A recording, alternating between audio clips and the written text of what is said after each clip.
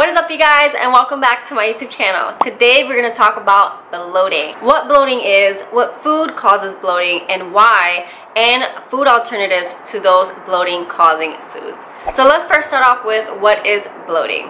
So bloating is when your belly feels swollen, usually after eating. It usually is caused by excess gas production or disturbances in the movement of the muscles in the digestive system. Bloating can cause pain, discomfort, gas, the feeling of feeling like super full, and of course it's going to make your belly look bigger.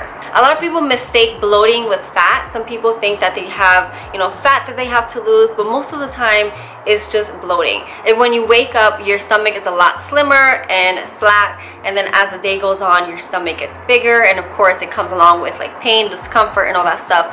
It's bloating and not fat. So good thing is it is easier to get rid of than actual fat, because it's just identifying what foods are causing you to bloat and taking them out of your diet. And most of the time we have a lot of intolerances that we just are not aware of. For myself, I am lactose intolerant, and I did not know for a very long time, and I'm sure I'm intolerant to a lot of other things, but it's something that I need to really focus on trying to figure out what's causing me to bloat. But I don't get as bloated as before just because I definitely cut out lactose out of my diet, and it definitely has helped a lot. So just really paying attention to what you're eating and kind of writing down, okay, after I eat this meal, what in here could possibly cause me to bloat, and then you just trial and error, really trying to figure out what foods are causing you to bloat and then taking them out of your diet. So here are 6 foods that are known to cause bloating and some alternatives to those foods.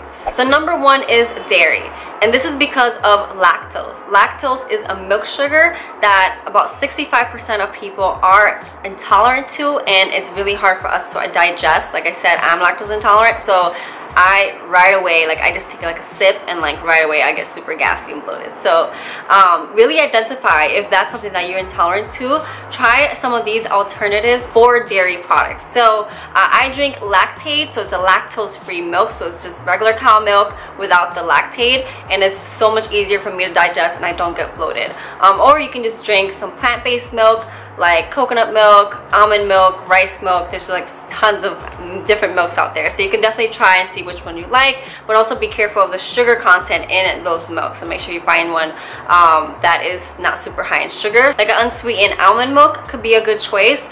There's tons of cheeses out there that are plant-based cheeses that are good alternatives, and there's also lactose-free cheeses as well. Next, might be a little bit of a surprise, but is cruciferous veggies. Do not judge me if I butchered that name, because I do not know how to say that name. But these are cauliflower, broccoli, kale, and Brussels sprouts. So yes, these are super key food items. They're very high antioxidants and are really good with preventing certain types of cancer. So these are really, really good veggies, but they do contain a non-digestible sugar called raffinose. So it's really hard for us to process that. So that's why we get really bloated after eating these foods. So a good way to still eat these foods and get the benefits of having these foods into our diet but not having so much bloating is actually cooking them or fermenting these foods. So if you are one of those that likes to eat raw broccoli, raw kale, try cooking them instead, and that will be able to help break down the non-digestible fibers in these veggies. Next is high fructose fruits. So usually you can find these in smoothies, fruit juices, coconut sugar, and high fructose corn syrup. So fructose is usually absorbed in the small intestine, but in very high amounts of fructose, or those that are intolerant to fructose, is going to travel lower into the colon, where gas producing bacteria is going to start fermenting the fructose, which is going to cause a lot of bloating and pain.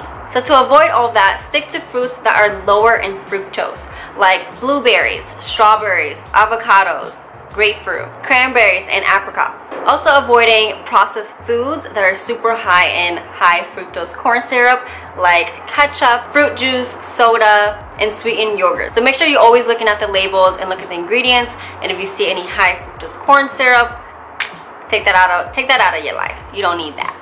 Next is sugar substitutes and artificial sweeteners. So sugar, alcohols, and artificial sweeteners both cause bloating and gas. So there's a specific type of sweetener called sorbitol. It's usually found in candy, gum, and sugar-free snacks. This sweetener cannot be digested into the body, and it's also going to cause water retention. And artificial sweeteners boost the growth of the bacteria that causes gas.